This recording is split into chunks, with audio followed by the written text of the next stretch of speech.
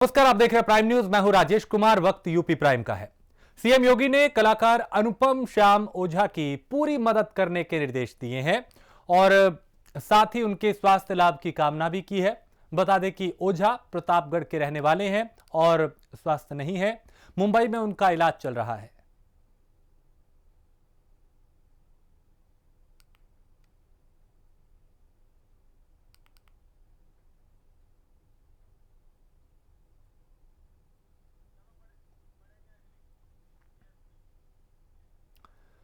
Bahujan Samaj party पर यह आरोप लग रहा था कि बीएसपी अपने मूल संगठन में अनुसूचित जातियों को छोड़कर किसी भी दूसरे समाज के नेताओं को बड़ी जिम्मेदारी नहीं देती।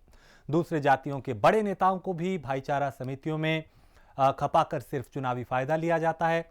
इस प्रयोग से वो 2007 में मुख्यमंत्री बनी थी। उस वक्त सतीश चंद्र मिश्रा ने मायावती को यह फॉर्मूला सुझाया था। यूपी में ओबीसी एसपी का वोट बैंक माना जाता है तो दलित बीएसपी का।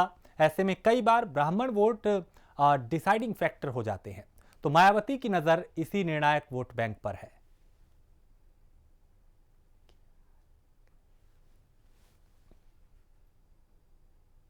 एक लंबे अरसे के बाद उत्तर प्रदेश की राजनीति ब्राह्मण केंद्रित होने जा रही है। जहाँ तक याद आता है 2007 के विधानसभा चुनाव में जो मायावती के द्वारा सोशल इंजीनियरिंग की गई थी, जिसमें उन्होंने ब्राह्मणों को अग्रिम पंक्ति में रख करके ब्राह्मण, दलित और मुस्लिम ये कॉम्बिनेशन बनाया था और आशातीत उन्हें सफलता भी मिली थी।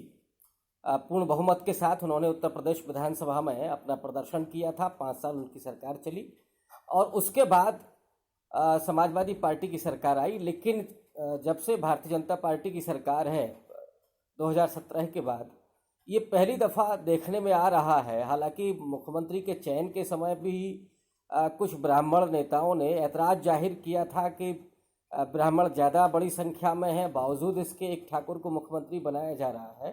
लेकिन कुछ दिनों के बाद वो नाराज़गी समाप्त हो गई थी।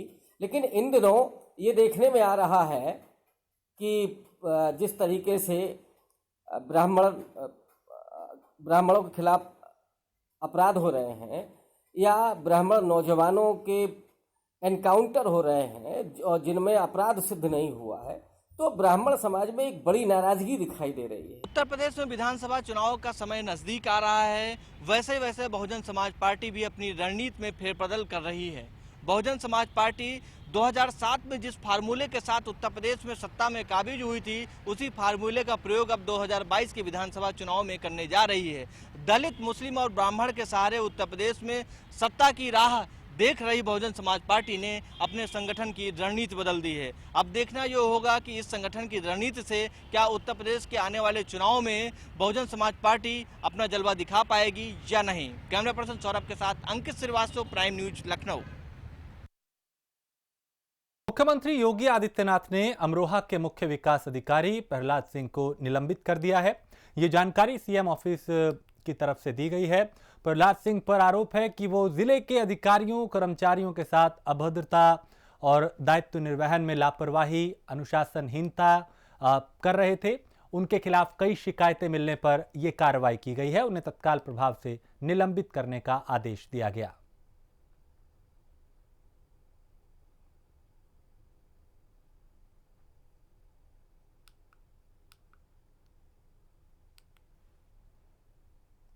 कोरोना के चलते इस साल बकरीद के मौके पर कुर्बानी के लिए ऑनलाइन खरीदारी बकरों की जा रही है और वायरस के बढ़ते प्रकोप को देखते हुए मंडियों में लगने वाली भीड़ भाड़ से बचने के लिए, यानी उस भीड़ से बचने के लिए लोग कुर्बानी के लिए बकरे ऑनलाइन खरीद रहे हैं।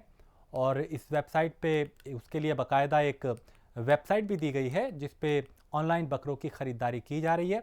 पशु बाजार वेबसाइट पर यह खरीदारी हो रही है।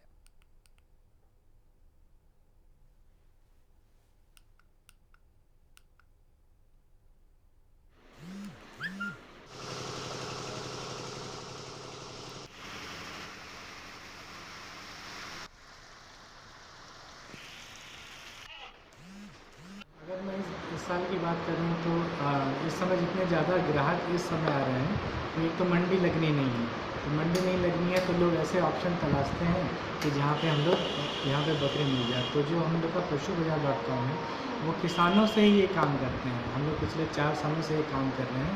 इन पिछले 4 सालों के ऑनलाइन बुकिंग के देखें और इस दौरान जो कोरोना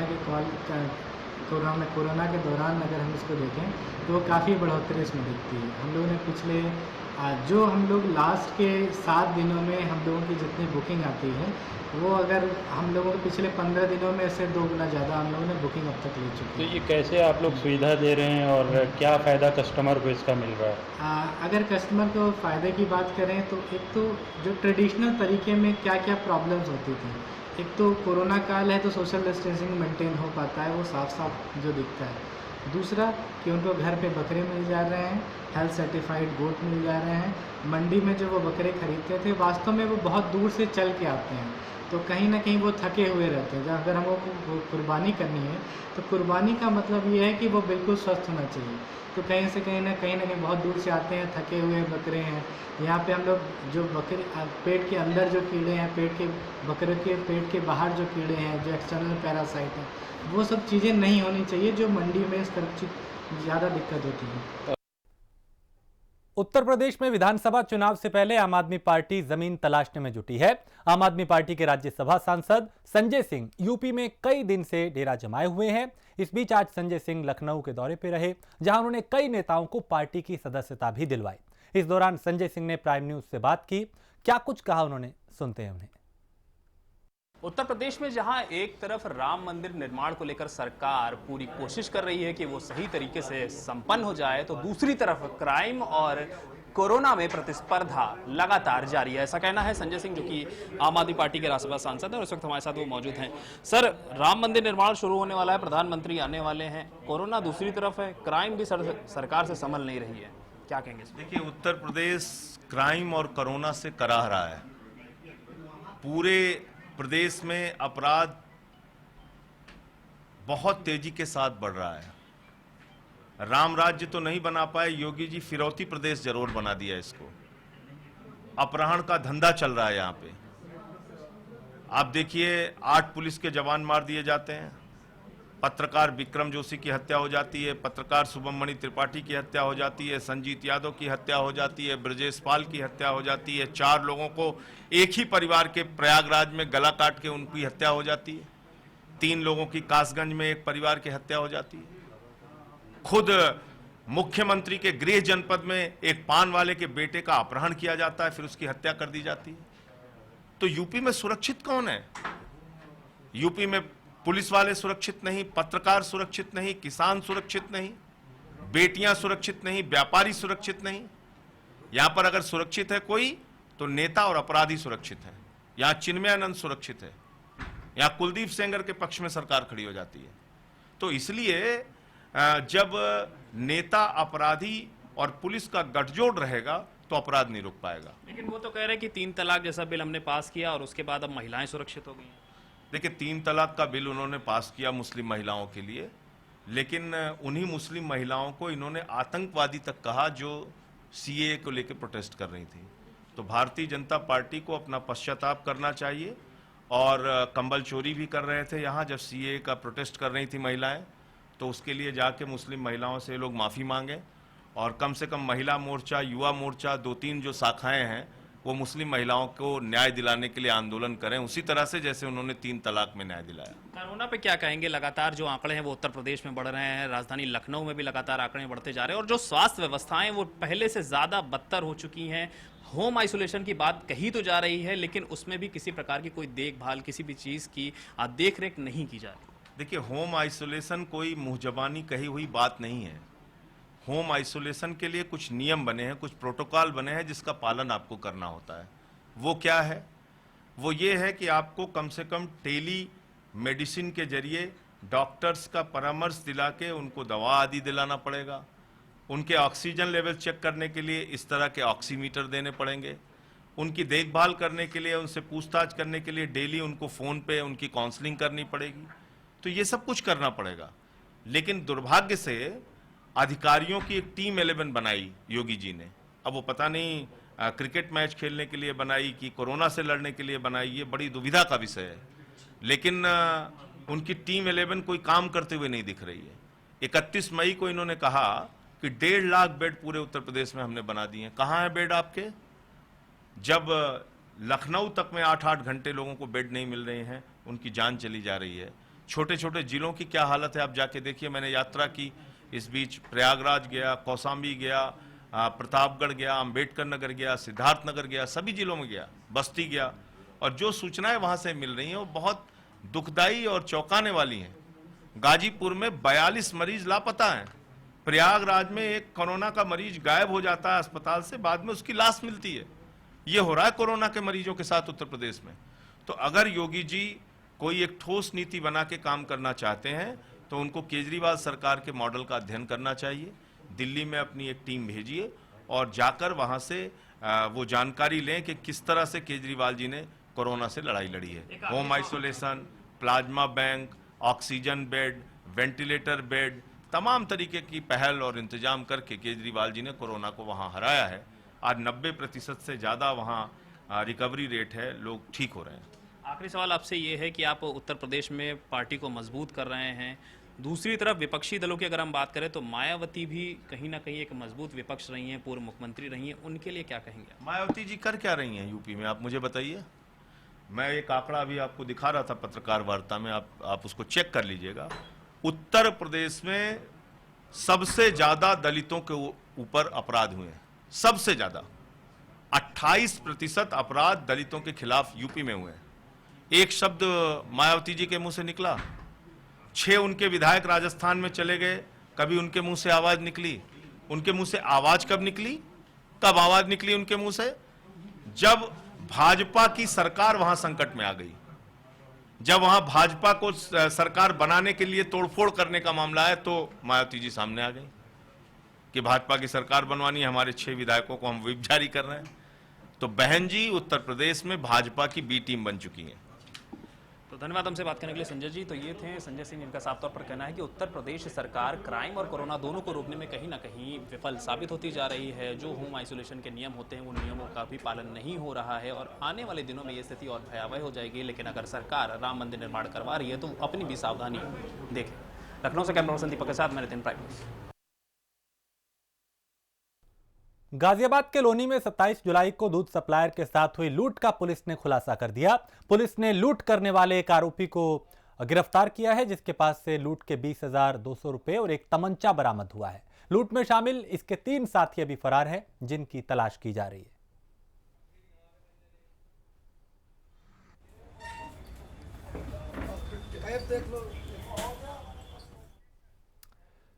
तो प्रदेश की अनामिका शुक्ला की तरह ही अमरोहा में भी हर प्रसाद नाम का एक फर्जी शिक्षक मिला है।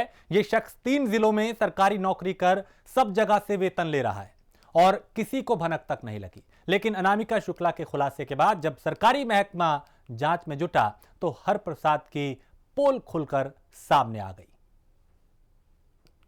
इसके बाद अमरोहा जिले के बेसिक शिक्षा विभाग की तरफ से इस नटवरलाल शिक्षक के खिलाफ मुकदमा दर्ज कराने के लिए तहरीर दी गई है और उसने जो आज तक वेतन लिया वो रिकवरी के आदेश कर दिए गए हैं।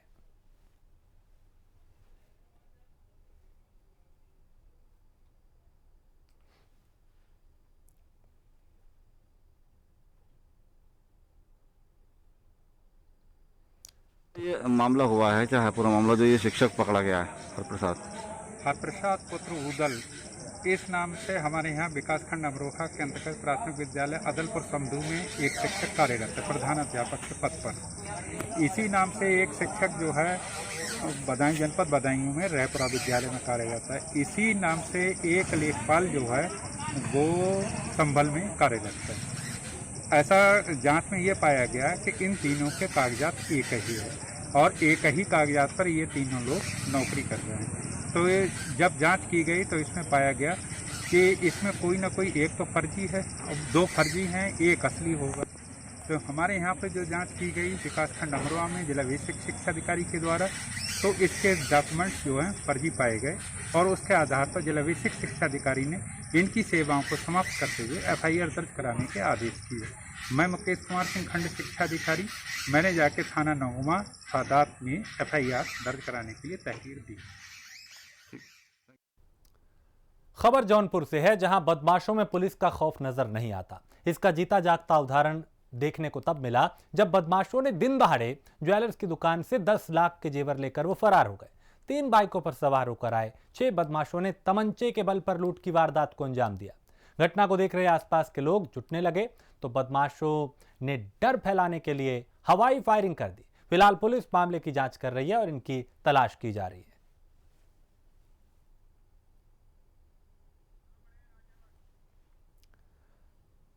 गाजियाबाद के कविनगर इलाके के राजनगर सेक्टर 23 में पतंग उड़ाते वक्त 2 बच्चे गिर गए और गंभीर रूप से घायल हो गए। परिजनों ने दोनों को पास के ही एक निजी अस्पताल में भर्ती कराया, जहां उनका इलाज चल रहा है। डॉक्टर के मुताबिक एक बच्चे की हालत बेहद नाजुक है, एक बच्चे की सेहत में सुधार है।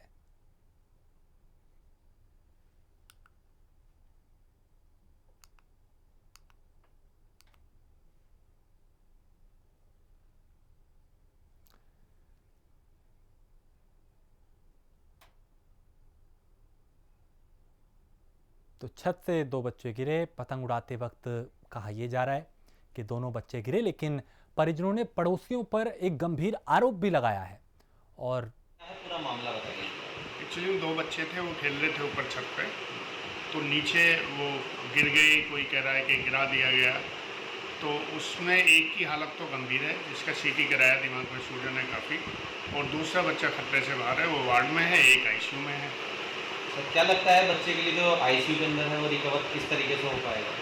थोड़ा समय लगेगा, रिकवर हो जाना चाहिए। जो हमारे न्यूरो सर्जन है उनका कहना है कि धीरे धीरे रिकवर करेगा, पर उसमें समय लगेगा। आज को मेरा दोनों बेटा है, मैं चला गया डिप्टी में, आधा घंटा मेरे बेटे को फोन है कि दोनों बेटा छत से मेरा नीचे गिर गया। मेरा बेटे ने बता रहा कि हरिंदर नाम के लड़का, वो मुझे धक्का देकर ठेक दिया दोनों भाई को। अब बच्चों की हालत कैसी है? हालत बच्चा की तो एक का तो थोड़ा ठीक है, एक का गंभीर है।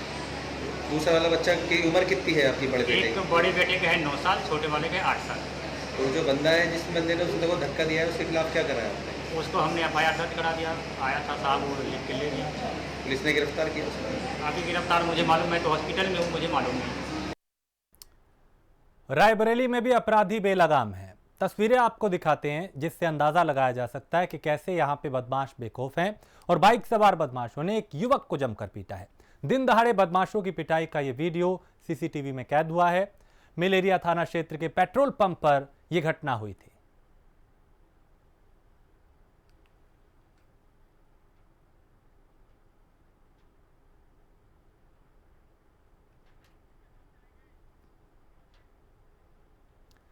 संजीत यादव के अपहरण के बाद फिरौती लेकर की गई हत्या के मामले में निलंबित इंस्पेक्टर रंजीत राय का एक वीडियो सामने आया है, जहां रंजीत राय पुलिस कर्मियों के साथ अपराधी की पार्टी में डांस कर रहा है। इसमें प्रमुख रूप से हसीन उर्फ राजा कालिया इंस्पेक्टर के साथ डांस कर रहा है और नोट लुटा रहा है। राजा कालिया के खिलाफ कई मुकदमे दर्ज हैं।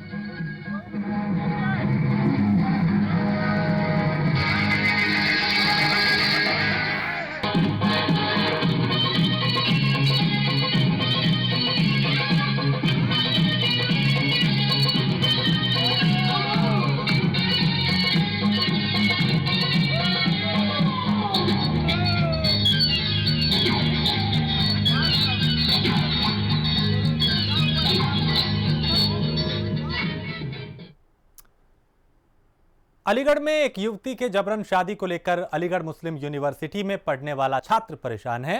छात्र की उम्र 19 साल है और करीब 10 साल उम्र में बड़ी युवती पे ये आरोप लगा रहे हैं छात्र कि वो जबरन शादी का दबाव इस पे बना रही है। उसके जो परिजन हैं वो भी इस युवक पर दबाव बना रहे हैं, जिसके बाद इस युवक ने कोर्ट की शरण ली है और न्याय की गुहार लगाई है।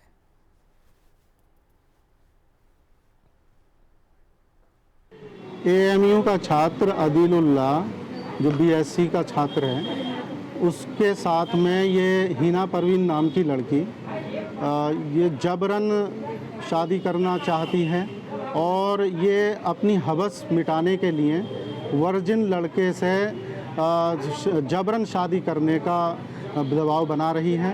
ये लड़का अपनी शिकायत लेकर थाने भी गया, लेकिन थाने पे इसकी कोई सुनवाई नहीं हुई।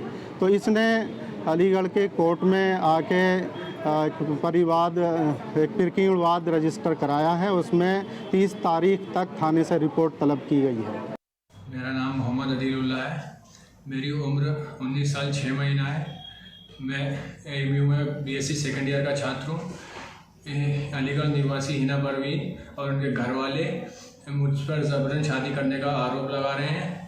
हिना परवीन जिनकी उम्र 30 से 32 साल है और उनके घर वाले कह रहे हैं कि अगर मैंने उनसे शादी नहीं की तो वो मुझे मुकदमे में फंसा देंगे और आजीवन कारावास की धमकियाँ कह रहे हैं, आजीवन कारावास करा देंगे। इस मामले को लेकर मेरे घर वाले काफ़ी सदमे में हैं और मैं भी काफ़ी घबराया हुआ हूँ।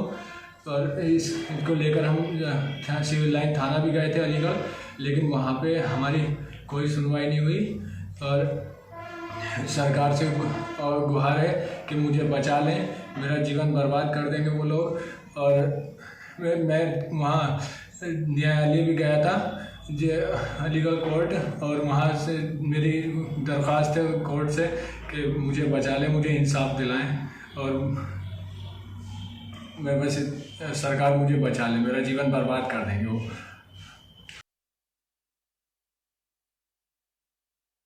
बड़ी खबर आपको बताएं, अपर मुख्य सचिव नवनीत सहगल बरेली पहुंचे। सहगल ने कोविड-19 कंट्रोल रूम का निरीक्षण भी किया।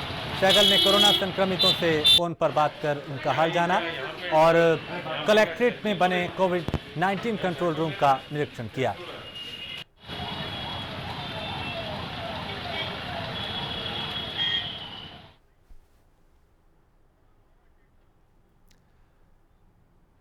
पुलिस महानिरीक्षक प्रेम प्रकाश द्वारा कबरई थाने का मॉनसून निरीक्षण किया गया। निरीक्षण के दौरान कोविड-19 हेल्प डेस्क चेक किया गया और उसकी सराहना भी की गई। बकरीद और रक्षाबंधन को लेकर पुलिस कर्मियों से भी अलर्ट रहने को कहा गया और समीक्षा बैठक करते हुए त्योहार में किसी भी प्रकार की समस्या न हो, इसके भी उन्होंने निर्देश दिए। उसमें पुलिस अधीक्षक महोबा के द्वारा एक निरीक्षण किया गया था, उसकी कंप्लायंस कर दी गई है। आज नए जो मामले देखे हैं उसमें बिल्डिंग की अवस्था देखी है। कुछ बिल्डिंग ऐसी है जो निष्प्रयोज्य घोषित की जानी है। इसकी फाइल के लिए कहा कि इसको जल्दी प्रोसेस कर दें ताकि यहाँ नई बिल्डिंग बनाई जा सके। पानी की निकासी की समस्या है, संचारी रोग ना फैलें, इसके बारे में सबको आगाह किया गया है। कोविड से बचाव के लिए यहाँ कोविड हेल्प डेस्क बनाया गया है जिसमें सभी कर्मचारियों का थर्मल स्कैनिंग की जा रही है और पल्स ऑक्सीमीटर से ऑक्सीजन का लेवल भी चेक किया जा रहा है। हर कर्मचारी के लिए एक पेज आवंटित कर दिया है जिससे कि किसी कर्मचारी को अगर कोई समस्या होती है तो समय रहते वो सामने आ जाए। जो आगंतुक थाने पर आएंगे उनके लिए भी हम थर्मल स्कैनिंग करते हैं। अयोध्या में राम मंदिर निर्माण की तैयारियां तेज हैं। इस बीच बस्ती के हरिया से विधायक अजय सिंह ने मंदिर निर्माण के लिए चांदी की 15 ईंटें रामलला को भेंट की हैं।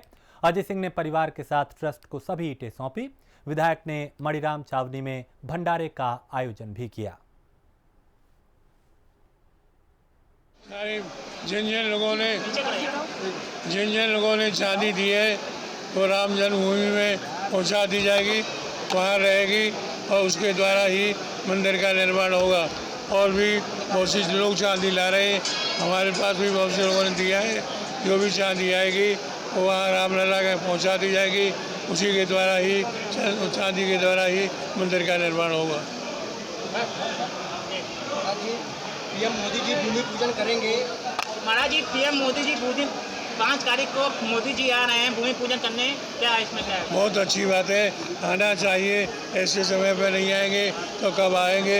मोदी जी के आगमन की सब बधाइयाँ, मंगल कामना, मोदी जी का कल्याण हो। भगवान राम के मंदिर के निर्माण के लिए 15 चांदी की ईंट 15 किलो 300 ग्राम टोटल है। अपने परिवार के 15 सदस्यों की तरफ से मैंने ये 15 किलो चांदी की ईंट मैंने भेंट किया है। और कार सेवा के दौरान जो 1990 में पहली बार कार सेवा हुई थी, आडवाणी जी की रथ यात्रा आई थी, उस रथ यात्रा में तत्कालीन सरकार की दमनकारी नीति के तहत हमारे यहाँ शहीद सत्यवान सिंह जो कि शहीद हो गए थे पुलिस की गोली से, जयसराज यादव जी घायल हो गए थे पुलिस गोली से, रामचंद्र यादव जी शहीद हो गए थे। ये उनके गांव की मिट्टी लेके आया हूँ। भगवान श्री राम का मूल मकदाम मखौड़ा की मिट्टी है, रामरेखा की मिट्टी है, हनुमान बाग चकोही की मिट्टी है, सभी 84 कोसी परिक्रमा के तीर्थस्थलों की मिट्टी यहाँ पर लेके आए हूँ। हनुमान बाग और संगी नारी संगी ऋषि आश्रम की मिट्टी है, वो सब लेके यहाँ पर आए हैं, महाराज जी को समर्पित किया। कितने किलो चांदी, हम महाराज जी घेरे हम क्या कितने किलो चांदी बेच रहे हैं? कितने किलो चांदी आपने बेच करी? 15 किलो 15 किलो चांदी बेच। हमारे साथ और हमारे दो मित्र संतोष मिश्रा जी और अरविंद सिंह ने भी आधा किलो और 1 किलो चांदी भेंट की। और इसी के साथ इस बुलेटिन में इतना ही। देश प्रदेश की बाकी खबरों के लिए आप देखते रहिए प्राइम न्यूज़।